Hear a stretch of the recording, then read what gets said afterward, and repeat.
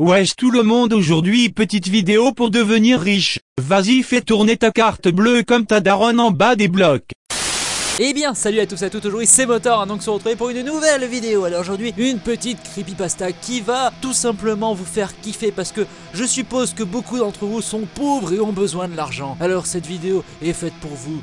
Comment faire de la thune facilement? Comment nager dans une montagne de billets? Et tout ça en moins de 24 heures. Eh ben la réponse est ici. Alors petite précision, hein, tous ces conseils que je vais vous donner ne fonctionnent qu'en Russie, puisque c'est normal en Russie. Wouhou, je l'ai casé.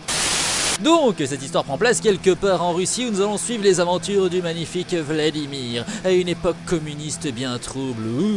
Et puis, il en a marre de travailler notre ami Vlad, et il se dit, et si je quittais le système, et si j'allais me tailler sur les routes, rejoindre un copain dans un kolkhoz. Ah oui, pour ceux qui savent pas ce qu'est un kolkhoz, gros tour au cours de 3e. Bref, il marche, il a juste son baluchon, et dans son baluchon, il y a une bouteille de vodka, il y a du pain, du fromage et du saucisson, parce que c'est la base, et il marche, et marche, et marche. Ouais, alors pour l'instant c'est pas super passionnant, mais c'est pas grave.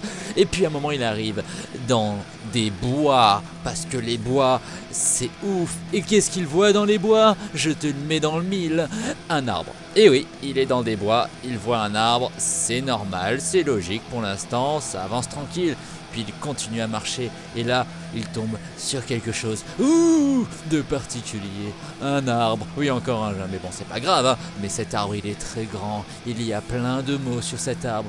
Et il y a du pognon, oui il y a de l'argent, des bifetons, des pièces, et plein de mots, mais vu qu'il est analphabète, il comprend pas. Et il se dit, attends, et si je prenais toute la thune? Parce que la thune c'est bien, du coup il prend son baluchon, il met toute la thune qu'il y a sur l'arbre, et voilà. Bon, moralité, notre ami Vladimir est devenu riche en moins de 5 minutes, hein. Et qu'est-ce qui se passe? Il se dit, bon, je continue à marcher, mais attends, j'ai plein de thunes. Je pourrais dormir dans une auberge. Mais vu qu'il est pas logique, il va pas dans une auberge, il trouve une baraque abandonnée. Oula, la fameuse baraque abandonnée. Et il s'allonge dans cette baraque abandonnée, et c'est le moment où il se bourre la gueule. Voilà, il sort sa vodka et c'est parti, on picole. Et là, Vlad, il est pété comme un coin et il va se coucher. Et là, la nuit ne se passe absolument pas comme prévu. Il entend des bruits dans la baraque abandonnée, ce qui est tout à fait logique. Et il sent des mains sur ses jambes. Mais Vlad étant tellement déchiré, il s'endort. Et à un moment, paf! Il reçoit un coup, il se lève brusquement, il ne voit personne. Mais que se passe-t-il? Pourquoi est-ce qu'on m'a tapé? Puis bon, Vlad est complètement déglingué, donc il se dit oh, c'est pas grave, il fait 3 tonneaux et il se rendort. Et puis là, wouhou! Il vole à travers la baraque. Ne cherchez pas à comprendre comment, mais il a volé. Il s'explose contre un mur. Et là, il est pas bien, bah tu m'étonnes. Et il dit, ouais, je vais vous péter la gueule, sa mère la pute. S'il y a quelqu'un, je lui défonce sa grand-mère. Il fait 3 fois le tour de la baraque. Il monte au premier étage, il descend à la cave. Personne, pas un raton laveur, pas une souris, que dalle. Et puis là, il commence à hurler. Et il dit qu'il va péter la gueule à tout le monde. Et vu qu'il est complètement ivre-mort, il tombe comme une feuille morte. J'ai pas d'autre métaphore. Bref, il tombe. Et là, il entend un énorme un monstre qui doit être quelque part. Et puis là, bon, Vlad, il a aucun courage, donc du coup, taillot. Il court le furet, hein. Il traverse tous les bois, même de nuit, c'est pas grave. Il court pendant des heures et des heures. Il a de la chance parce qu'au bout de 10 minutes, j'ai plus de cardio. Bref, et puis il arrive dans un village, et là,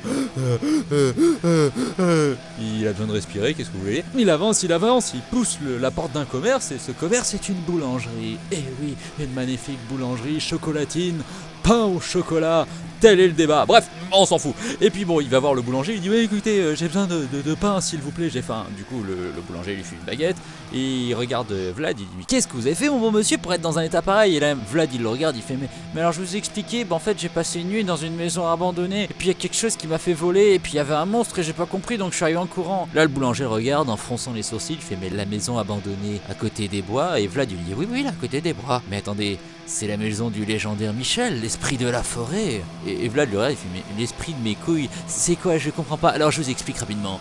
Michel est le légendaire esprit de la forêt, c'est un monstre. On fait des sacrifices humains, on le glorifie, on lui fait des offrandes pour qu'il nous laisse tranquille. Et là Vlad il commence à se sentir mal, il fait bah écoutez, je suis bien tombé sur un arbre, hein. Il y avait bien de l'argent, beaucoup d'argent même, et quelques mots, mais j'avais besoin d'argent, du coup j'ai tout volé, et je suis parti avec l'argent dormir dans la maison. C'est pas français mais c'est pas grave. Et là le boulanger le regarde, il fait oh qu'il est con. Il prend sa roue à pâtisserie et paf, ça fait des chocs à pic. Non, en fait, il envoie à travers la gueule de Vlad qui fait un roulé-boulé 360 noscope. Et là, Vlad se réveille au pied de l'arbre, complètement attaché. Et le boulanger, avec son rouleau à pâtisserie, commence à faire une messe noire et dit: Ô grand Michel, esprit de la forêt, nous te rendons cette espèce de con qui t'a profané. Et paf, il lui envoie à travers la gueule. Le rouleau à pâtisserie impale de Miché de ta grand-mère. C'est ainsi que le sacrifice humain de Vladimir au fin fond de la Russie en dessous d'un arbre se fit. La creepypasta est terminée, c'était YOLO, trop cool, bisous. Débriefing alors, qu'est-ce que je pense de cette creepypasta? Alors, je n'ai absolument pas respecté l'histoire. Pour ceux qui connaissent la creepy d'origine, l'argent facile trouvable sur Creepypasta Forme de Crypt, et ben l'histoire est vachement plus plate. Je vous explique, une fois que Vladimir part en courant, et ben il n'y a pas de fin. L'histoire s'arrête là, il n'y a absolument aucune fin et aucune explication. Bon, en réalité, vu que Motor il en a marre des histoires sans fin, oh là mon dieu, pour ceux qui n'auraient pas compris la référence, allez vous pendre, et ben je me suis dit, crée-la. Bon, en réalité, Vladimir il rencontre un putain de boulanger qui lui nique sa mère. Et ouais, parce que les boulangers c'est le top. Et puis l'histoire de oui, faut pas profaner un lieu sacré, j'aimais bien, mais je préfère quand il y a un monstre. Tu vois l'esprit de la forêt, pour ceux qui aiment The Witcher, hein, le légendaire, les chaînes, moi j'adore ça.